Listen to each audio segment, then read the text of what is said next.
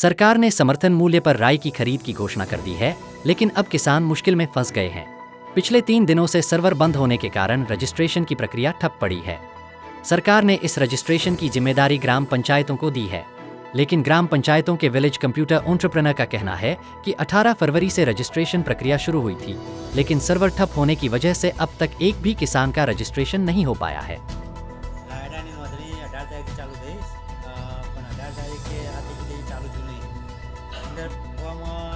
Submit કરીએ વળી એને અર્ધમાં પેન્ડિંગ થઈ જાય એટલે લગભગ 3 દિવસ થયા પણ હજુ સુધી કોઈ ફોર્મ હજી પૂરેપૂરું સબમિટ થયું નહીં અમારી એટલે ખેડૂતો અહીંયા લાઈન લાગે છે પણ અમે ખેડૂતો માટે એમના પાસેથી અમે ડોક્યુમેન્ટ લઈ લીધા બધા 200 ઉપર ડોક્યુમેન્ટ છે જુઓ 200 ઉપર અમે ડોક્યુમેન્ટ લીધા રહે એનો મોબાઈલ નંબર લીધો રહે જેમ જેમ અમે ફોર્મ ભરીએ રાત્રે મોડા બેસીને પણ અમે એનું કામ પૂરું કરીશું।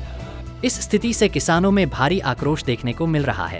समय सीमा बहुत कम है और रजिस्ट्रेशन न होने के कारण ग्राम पंचायतों के बाहर किसानों की लंबी कतारें लग रही हैं।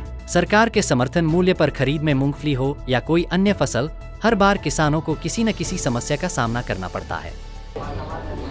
સર્વરનો પ્રોબ્લેમ છે શું કહે છે? હવે આ 18 તારીખથી રાયડાની નોંધણી ચાલુ થયેલ છે પણ અહીંયા સર્વર ડાઉન છે। અમે 3 દિવસથી ધક્કા ખાઈએ છીએ પણ સર્વર આવતું નથી, અમારી નોંધણી થતી નથી। હવે અમારે રાયડા કાપવા ઘરે રહેવું કે અહીંયા લાઇનમાં ઊભા રહેવું આ ખેડૂતો માટે ખૂબ વિકટ પ્રશ્ન છે। અને જ્યારે ખેડૂતોની મગફળીની નોંધણી હોય કે આ રાયડાની નોંધણી હોય કોઈ બી નોંધણી ન હોય ત્યારે સર્વરનો પ્રશ્ન ઊભો થાય જ છે। તો સરકાર આના વિશે સત્વરે કંઈક પગલાં લે અને આ ઇસ્યુ વારંવાર ના બને એના વિશે વિચારે।